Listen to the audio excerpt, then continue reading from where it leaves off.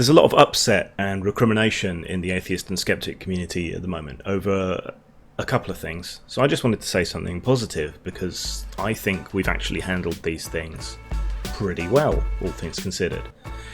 There's Bering's channel being taken down and the reasons why and the reactions to it, and there's the infiltration by alt-right and white supremacist types into the atheist and skeptic community. But I think we've come out of these things, both of them, pretty well.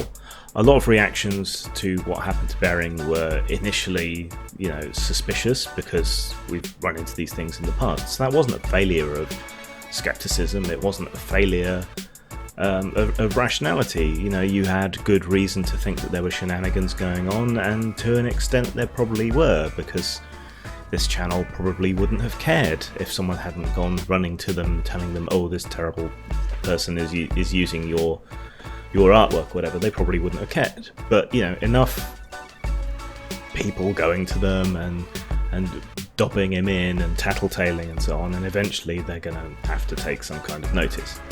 Was Bering in the wrong? Yes. Was he drastically in the wrong? No. Can he come back from this? Yes. So there you go. And a lot of people, including people like Jeff Holiday and so on, who were fairly close to Bering and so on, had very kind of measured, smart takes on what was going on, forgiving, understanding, but pointing out that, yeah, he done goofed. So I think all things considered, people handled that pretty well. So thumbs up, everyone, well done. On the infiltration issue, I don't think anyone really needs to kick themselves about that. I think being open to discussion, being willing to talk to these people, perhaps left us a little vulnerable to this infiltration, but the point is that the moment they showed their true colours, people called them out for what they were, and knew what they were and chased them off. Basically, that's something to be proud of. It's not a bad thing to be open to discussing things with people who have wildly opposing views to you. We try and have discussions with SJWs. Why not try and have discussions with the alt-right and the white nationalists and the rest of them? And we have. I've had discussions with them. Sargon's had discussions with them. Occasionally they'll make a cogent point that you can discuss and talk about, and you can examine these issues. It's far better that they be out there and subject to the scrutiny of skeptical people like ourselves than that they be completely hidden away, festering beneath the surface.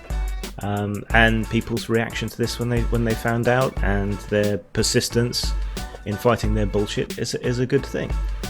If what made us vulnerable was having an open mind and being willing to talk to people, then there's nothing to be ashamed of whatsoever.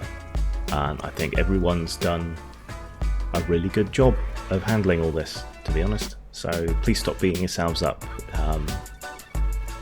Take the positive from all this. That's my message in this video, I guess. While I have your attention, I think even smaller YouTubers like myself are noticing that our subscriber counts are dropping as fast as they're gaining, and the views and so on are screwed up. Various large-scale YouTubers have confirmed that stuff like this is going on. So the way to secure your subscriptions appears to be to double subscribe. So as well as hitting the subscribe button, please do me a favour and click that little bell button, which will put me on your notifications and hopefully will safeguard a little bit more against you losing your subscription. You can